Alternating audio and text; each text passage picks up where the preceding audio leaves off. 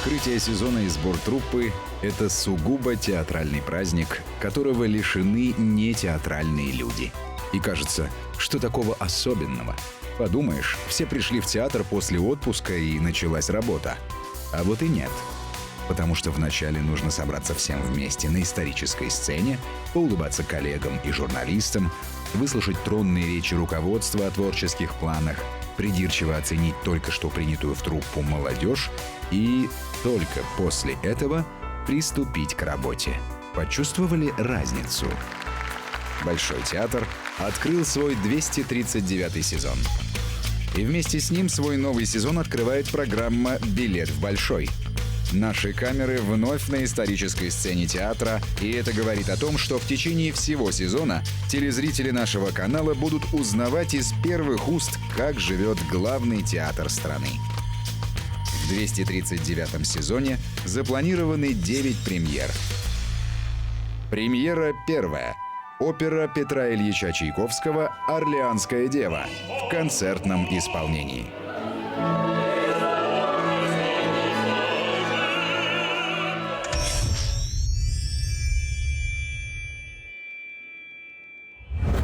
Эта опера давно не шла в Большом театре. Она в свое время здесь шла в постановке Бориса Покровского.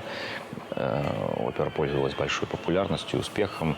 Ее очень любят и знают. И музыканты, я должен сказать, с огромным удовольствием приступили к этим репетициям.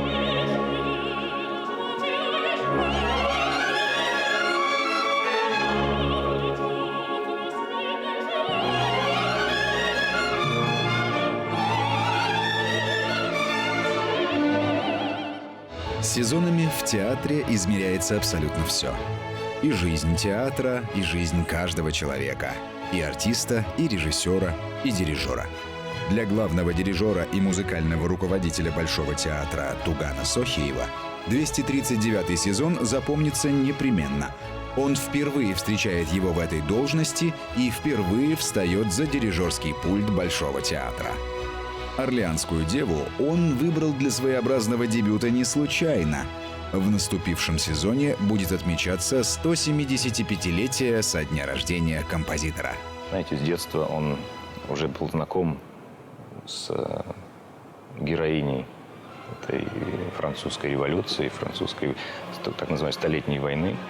И для него Жанна д'Арк олицетворяла вот этот героизм человечества. И мне кажется, что обращение Чайковского к этому сюжету, оно непросто. Мне бы хотелось, чтобы мы с оркестром на моем первом концерте с коллективом Большого театра 26 сентября, чтобы мы показали эту партитуру со всеми ее красками, с богатством и с той, может быть, эмоциональной закалкой, с той эмоциональной температурой, которую Чайковский все-таки заложил. «Орлеанская дева» прозвучит в концертном исполнении. И это важно для дирижера. Появляется гораздо большая свобода музицирования. И дирижер, и оркестр, и солисты, и хор имеют возможность, не ограничивая себя строгими рамками режиссерского замысла, передать красоту и величие музыки Чайковского. Мы попытаемся передать все-таки театральность этой музыки. Она, безусловно, присутствует. И мы, несмотря на концертное исполнение, попытаемся сделать даже, может быть, полусценическое, где все-таки какое-то взаимоотношение между персонажами будет. И оно должно быть, потому что оно есть в музыке.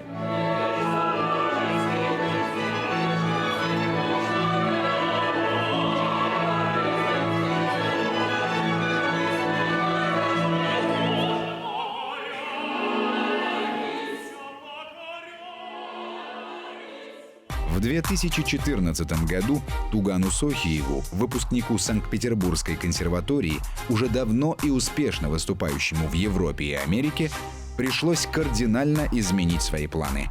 Но он признается, что все перемены счастливые, потому что в его жизнь вошел Большой театр. Поскольку я пока не могу быть 365 дней в году в Большом театре, поскольку какие-то мои обязательства еще я должен выполнить за пределами России. Во-первых, 2 моих оркестра и в Тулузе, и в Берлине.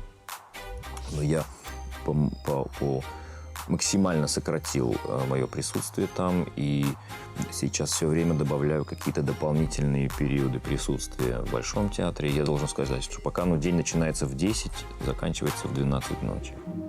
Да, теперь Туган может смело сказать, что Большой театр ведь и вправду очень большой. Оркестр, хор, труппа, а еще и километры коридоров между сценами и репетиционными залами. И теперь это и его дом тоже. Я получаю колоссальное удовольствие от общения с труппой, от общения с театральным коллективом, потому что совершенно мне незнакомые люди, незнакомые артисты, музыканты, и новые встречи, новые знакомства — это всегда, конечно же, радует, а в контексте, конечно же, моего, скажем так, музыкального руководства театра это особенно приятно.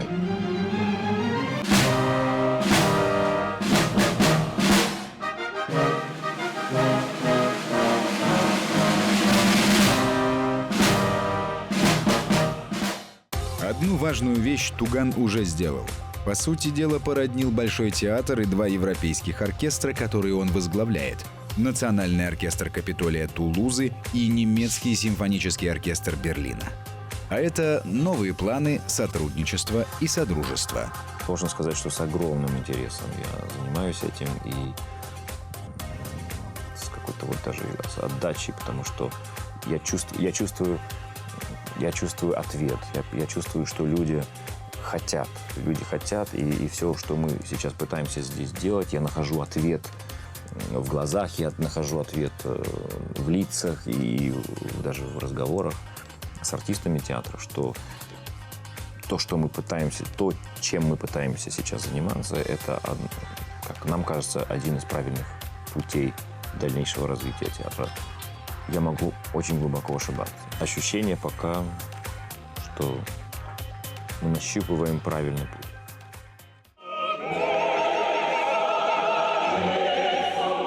Туган Сохиев молод, талантлив, дерзок, успешен.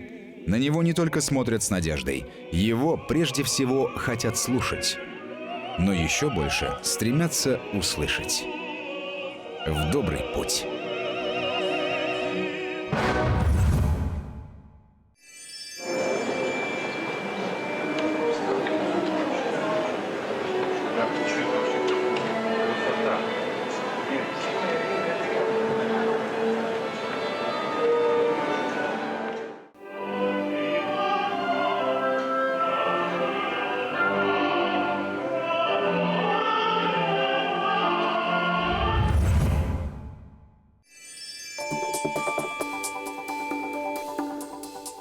Большой театр подверг пристрастному анализу взаимоотношения полов и, заручившись поддержкой Шекспира, Шостаковича, Жана-Кристофа Майо и всей балетной труппы, дал свои рекомендации, что делать с дамами, обладающими несносным характером.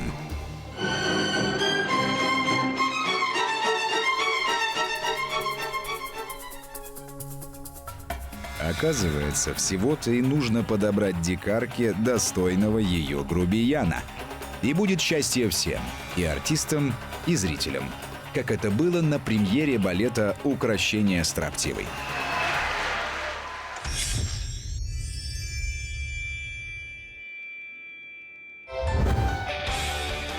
Если сказать, что Жана-Кристофа Майо артисты Большого любят, этого будет мало, слишком много эмоций. Обожают, дорожат, восторгаются, боготворят. Не верят своему счастью, что видят его каждое утро в репетиционном зале.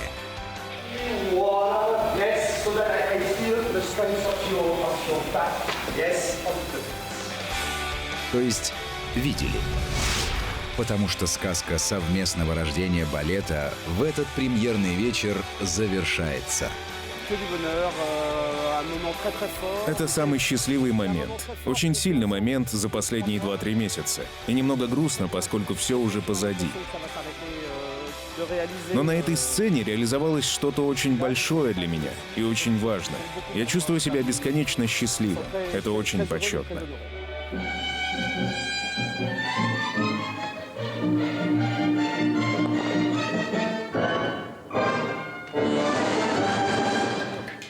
Жан-Кристоф Майо – один из самых известных современных французских хореографов.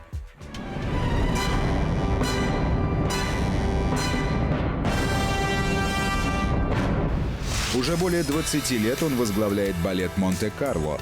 Все свои новые балеты сочиняет исключительно в княжестве Монако, и только потом его ассистенты переносят их на другие сценические площадки. Объясняет это просто. Для новых балетов ему нужны индивидуальности артистов, которых он сам воспитал, их тела и сердца. А новые роли и новая хореография рождаются не только из его фантазии, но и из их возможностей.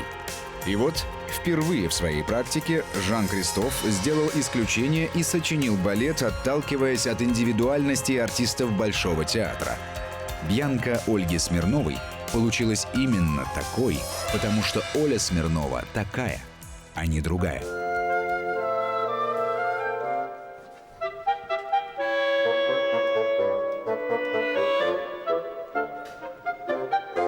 Абсолютно необычно, тем более, когда ставят персонаж с характером. И ставят, учитывая, естественно, твою не только физику, но и твой, наверное, отчасти внутренний мир, то, какой ты, чтобы наиболее органично и комфортно ты себя чувствовал в этой партии. И Жан-Кристоф просто он с какой-то удивительной точностью, мне кажется, нашел всех персонажей.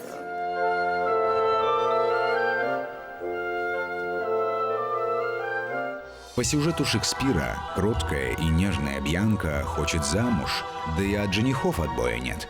Одна беда – она младшая сестра, и вначале нужно найти жениха для старшей.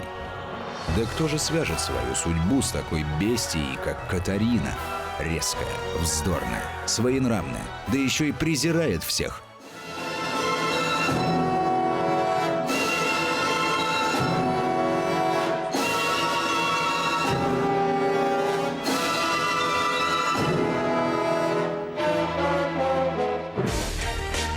По логике Жана-Кристофа Майо, Катарину нужно было вначале отыскать в труппе Большого театра и только потом совместными усилиями выстраивать ее характер и пластику. Искал он долго и внимательно, пока не нашел яркую, рыжеволосую, темпераментную и своенравную Екатерину Крысанову.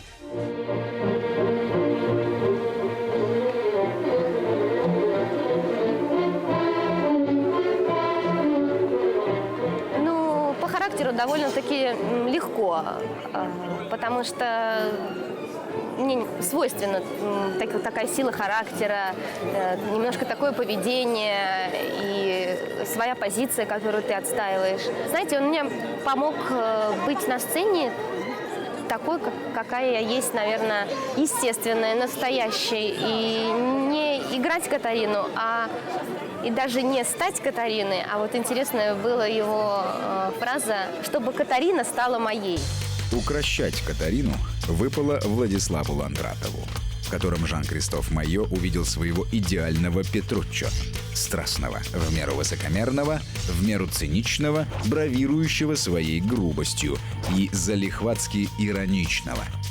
Ирония здесь невероятно важна, ведь балет еще и смешной, потому что шекспировский сюжет Майо рассказывает сквозь призму песен и мелодий, созданных Дмитрием Шостаковичем для советских кинофильмов. И для зрителей это всегда двойной и тройной смысл, в который Майо тоже изящно играет.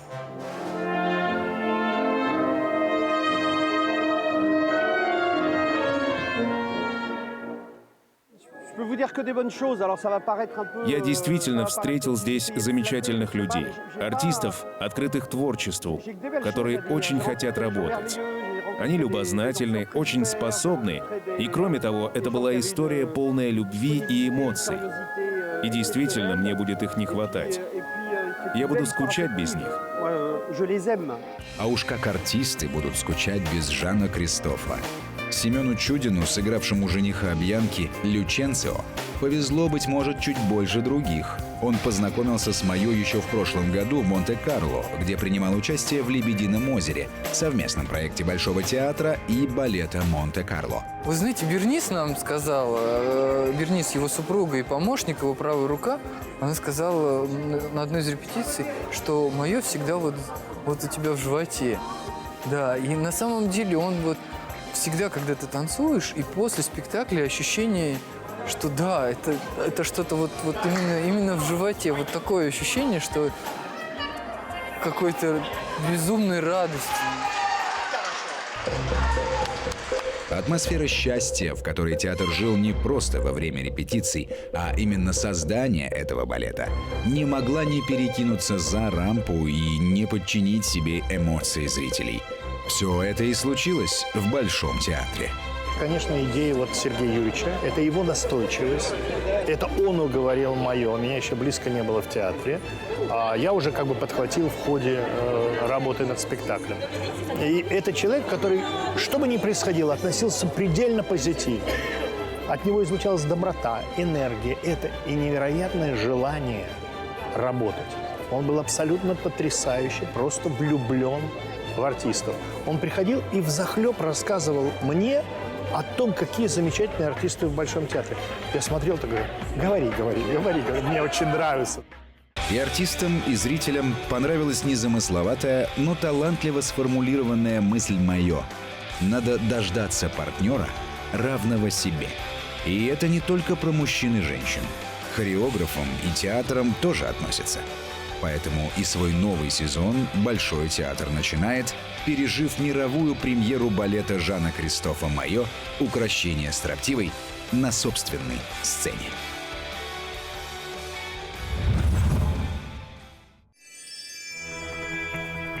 Большой театр подготовил изящный ответ всем влюбленным мужчинам, которые решают подвергнуть испытанию женское постоянство. И этот ответ, увы, совсем не порадует усомнившихся. Но об этом влюбленные кавалеры, а вместе с ними чрезмерно влюбчивые дамы, узнают лишь в финале оперы Моцарта «Так поступают все женщины» или «Школа влюбленных», которая появилась в репертуаре Большого театра.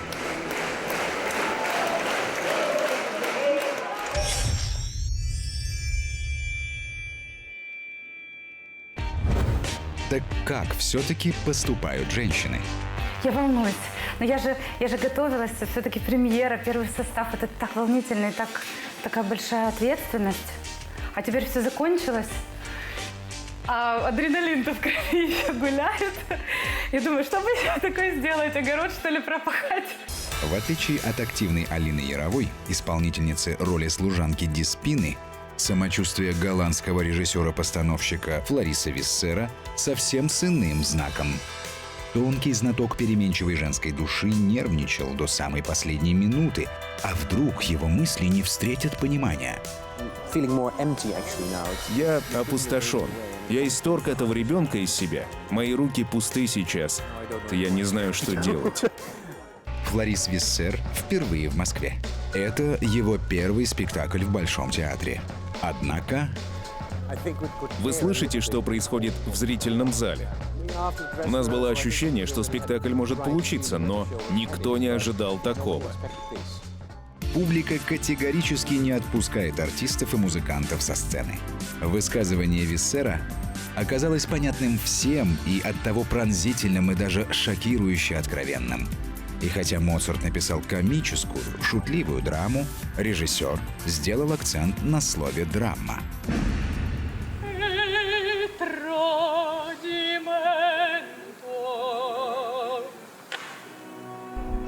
А роль демиурга, своеобразного режиссера внутри сюжета, отдана Дону Альфонсо в исполнении Николая Казанского.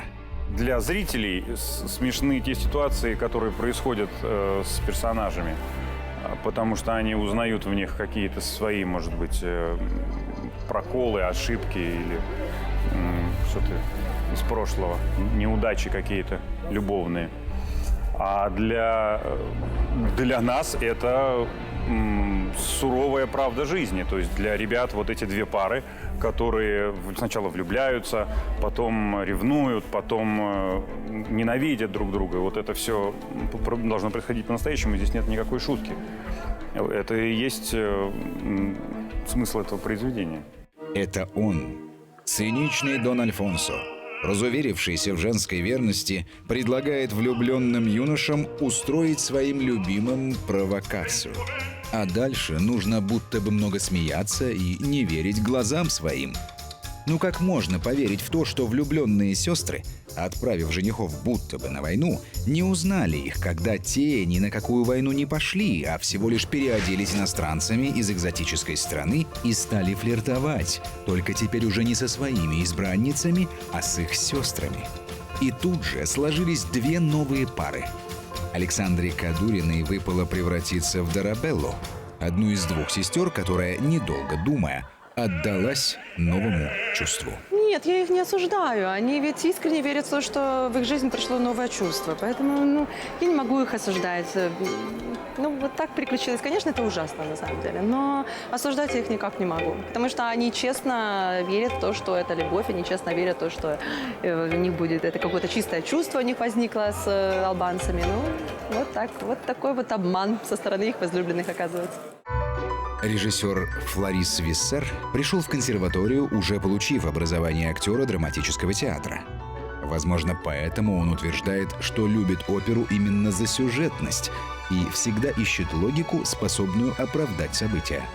Конечно же, с этой историей ему было непросто. Но как можно заставить зрителей поверить в то, что дамы не узнали своих избранников? Но Флорис придумал решение. Такое возможно только в театре, в котором возможно все. Только на сцене абсолютная условность допускает подлинность переживания и наоборот. И вот уже Дон Альфонсо руководит машинерией и сменой декораций.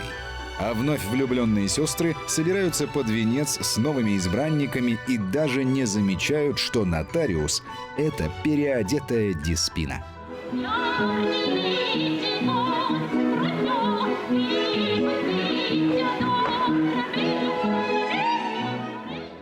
О, партия нотариуса самая смешная, пожалуй. Я ее жду с нетерпением всегда.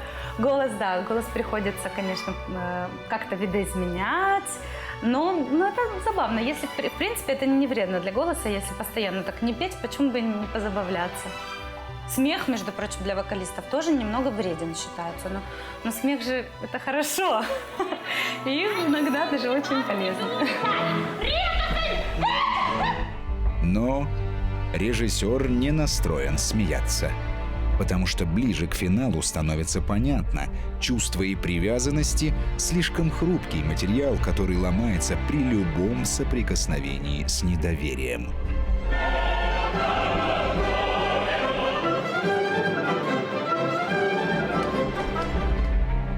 Финал, все разрушающий финал. То есть финал — это разрушение фактически. Разрушение всех, в общем-то, персонажей, всех шестерых.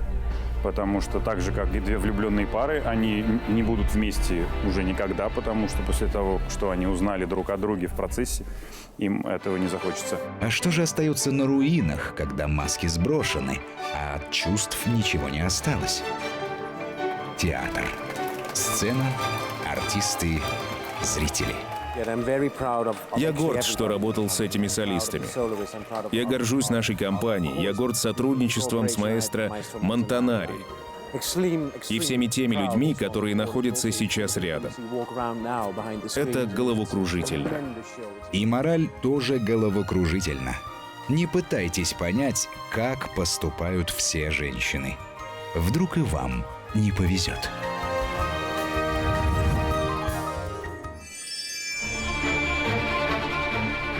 Вообще-то мечты не имеют пределов как во времени, так и в пространстве. Но с балеринами по-другому.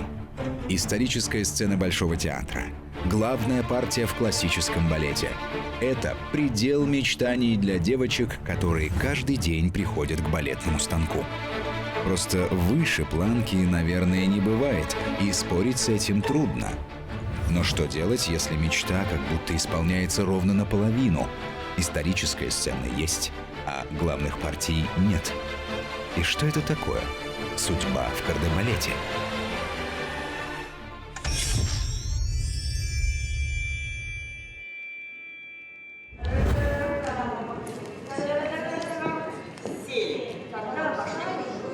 Татьяна Красина служит в Большом театре почти полвека.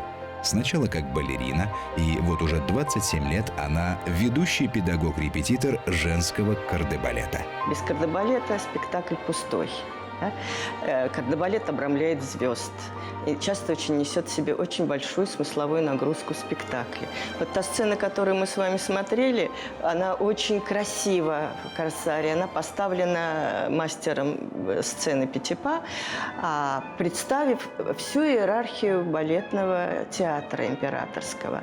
В этой сцене занято как никогда огромное количество участников. Танцевальная сцена состоит из 68 участников. Это прежде всего дети. Потом балетная иерархия строится. Следующий этап – воспитанницы танцуют. После воспитанниц танцуют корифейки. После корифеек танцуют фигурантки. После фигуранток выходят статисты, выходит 6 солисток, выходит балерина – и выходит прима. Вот такая иерархия императорского театра. Со времен Петипа в классическом балете революции не случилось. И это к счастью для классического балета, охраняющего свои традиции. Сегодня на сцене Большого театра нет фигурантов и нет статистов. Их заменили артисты миманса.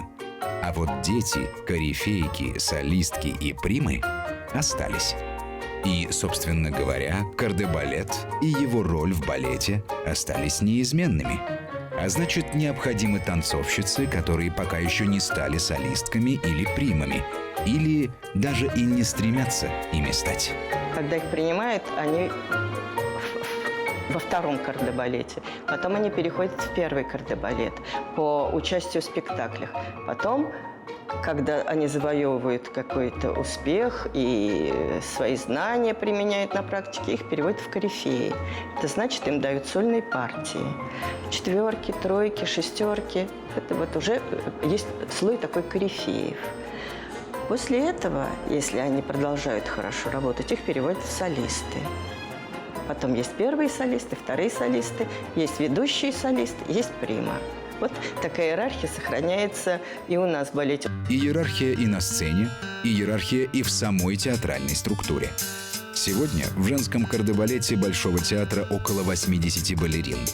И в отличие от мужского кардебалета, где есть лишь одна причина не выходить на сцену – травма, на женской половине добавляется еще одна – декретный отпуск.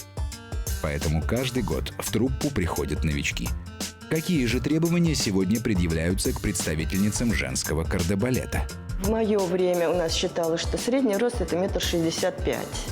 Как бы, да, вот такой вот средний рост, очень удобный для танца. То сейчас это уже 1,70 м, 1,71 м и выше, выше, выше. Высокие, красивые девицы. Высокая, красивая, одаренная, с хорошей школой. И все это для того, чтобы быть принятой в кардебалет. И это не пустые слова. Отбор очень строгий. Не зря кардебалет Большого признан лучшим в мире. Вы говорите, почему Большой театр имеет такой красивый кардебалет?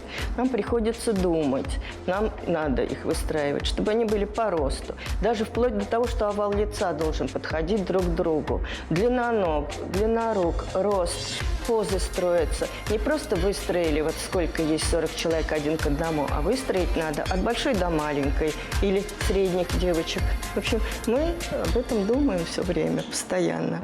Кардебалет требует строгости и синхронности. Здесь нужно уметь видеть тех, кто слева и справа, или научиться видеть. И еще нужно подчинить свои эмоции и свою выразительность общему рисунку. А ведь талант – это прежде всего индивидуальность. И как быть? Как не затеряться в стройных рядах кардебалета, если тебе доступно большее? А это всем ясно. Это сразу всем видно. Вы смотрите балет, и вы обязательно увидите какую-то искорку. Да? Вы любой, это вот всем видно, что это искорка, одаренный человек. Он обязательно выйдет из рядов кардебалета. Но чтобы вырваться из рядов кардебалета, куда традиционно попадают выпускницы училищ, потребуется не только одаренность и хорошая школа, но еще и невероятная, несопоставимая ни с чем работоспособность. Потому что путь в солистки может проходить исключительно в свободное от репетиций кардебалета время. А этих репетиций 2 – утром и вечером. Остается только середина дня, когда просто хочется перевести дух. Но нет и еще раз нет, если манят Жизель или Китри. Девочки, которые мечтают стать солистками, они работают в неурочное время, в пустых залах. Они готовят очень долго, тщательно, с пленкой, со своей музыкой. Готовят, потом показывают руководителям. Получается, их пропускают, и они начинают танцевать постепенно. Но далеко не все стремятся быть солистками. Многие просто вдохновлены танцем и тем, что танцуют на сцене Большого театра в знаменитых балетах. И продолжают изо дня в день доводить до совершенства каждое движение, чтобы зрители завороженно смотрели на эту сцену, когда с Гималаев спускаются тени. А вот картина «Тени» – это феерия, картина, проверенная временем. Да? До сих пор это считается шедевром кардебалетного танца. Этот вот потрясающий кантиленный выход теней. В Большом театре сделан выход теней, как ни в одном театре. Нет такого высокого спуска. Он очень труден для артисток. Они испытывают большое волнение, спускаясь по диагонали вниз, держа равновесие в лунном свете. Это действительно очень тяжело. Я сама там ходила, я все это знаю. Выход теней идет на 46 тактов. Это тоже ни в одном театре нет такого длинного выхода. Везде 32 такта идет. Все говорят, думают, картина белая, тени потрясающая. И все. Это точка последняя. Так считает балетмейстер-репетитор Татьяна Красина. А что думают про кардебалет и про то, как из артисток кардебалета выбиться в солистки, ее подопечные? Об этом продолжим в нашем следующем выпуске.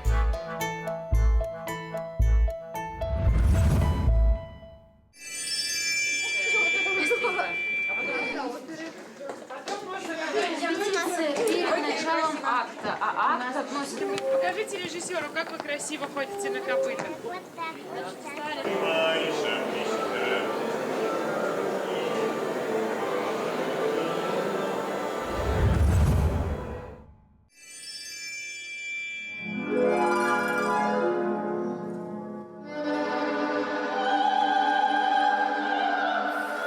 Прошедшие гастроли Большого театра в Нью-Йорке – прекрасный повод для артистов молодежной программы попрактиковаться в английском, который они усиленно изучают в стенах Большого театра. А если еще и их ровесники из Метрополитен-оперы приезжают в Москву, то и вообще языковая подготовка выходит на новый уровень. Коллегам же нужно все рассказать и показать, разумеется, на понятном им языке. И между делом еще и совместный концерт не забыть обсудить. Okay, good. Shall we do something, Marina?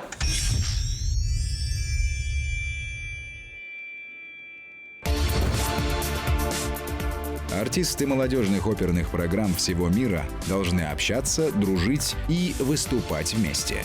Это любимая стратегическая мысль художественного руководителя молодежной оперной программы Дмитрия Вдовина. И его ученики абсолютно верят учителю.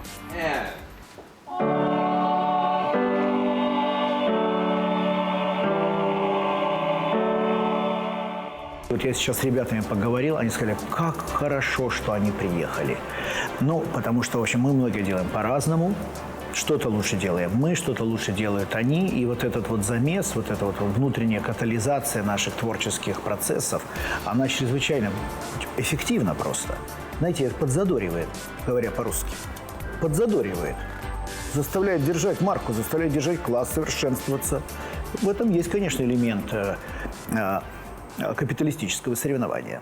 Капиталистическое творческое соревнование превратилось в оригинальный концерт, в котором на сцене Большого театра выступили вместе артисты молодежной оперной программы и артисты молодежной программы театра Метрополитен-опера Нью-Йорка.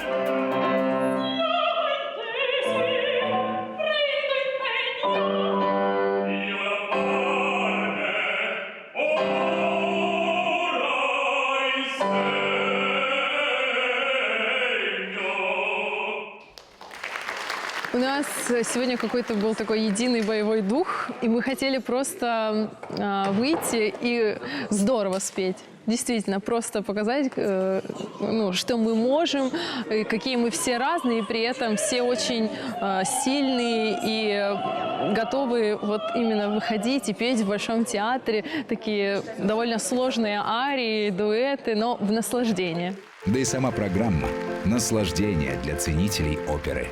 Арии, ансамбли и сцены из опер Моцарта, Россини, Беллини, Гуно, Бизе, Верди, Пучини, Оффенбаха, Глинки, Чайковского. Мировая классика, которая одинаково знакома молодым вокалистам разных стран.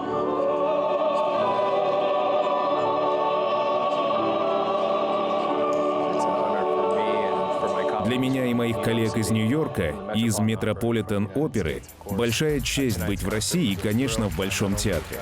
Концерт был замечательный, мне понравилось, как я выступил, но еще больше меня потрясли вокалисты из вашей программы. Это лучшие молодые певцы, которых я когда-либо слышал, и Дмитрий проводит с ними абсолютно потрясающую работу. У них такое светлое будущее. Но, конечно же, сопоставление разных школ тоже было. Ведь даже при оперном репертуаре, знакомом и понятном каждому, нюансы и трактовки у всех разные. Тем и интересно сопоставить и сравнить. У них необыкновенная школа, у них другая школа, отличающаяся от русской школы, но в то же время она прекрасна. Они прекрасно поют, они прекрасные люди, они прекрасные товарищи, коллеги, исполнители, певцы. С ними приятно очень работать. Мы общались не только во время концерта, но и до. Поэтому они замечательные люди, очень приятные. И надеюсь, что это как-то будет продолжаться. И мы когда-нибудь надеюсь, что они нас пригласят к себе в гости. Разные школы. Это существенно. Но в чем это различие? И что смогли почерпнуть для себя полезного русские вокалисты у американских коллег? Мне очень понравилось то, что у них большие, крупные голоса, что они очень хорошо ими владеют. И, кроме того, они очень раскованы на сцене. Возможно, даже русским певцам некоторым этого не хватает. И очень интересно за ними следить, как они работают, что они делают, чтобы оставаться привлекательными на сцене. Раскованность на сцене – это один из уроков, которые наверняка запомнили наши ребята. И еще не раз вспомнят о нем во время своих репетиций и выступлений. Разумеется, Дмитрий Юрьевич Вдовин еще придирчиво разберет со своими подопечными все, что они в этот вечер показали на сцене. И это будет не на английском языке. Но опыт общения с американскими коллегами был явно полезен. Наш мир такой тесный и маленький, что неизменно нас что-то связывает. И, к счастью, всегда связывает хорошее, чаще всего. Учителя довольны, ученики счастливы. А что еще нужно? Новый 239-й сезон в Большом театре открыт. И все это означает, что продолжение следует.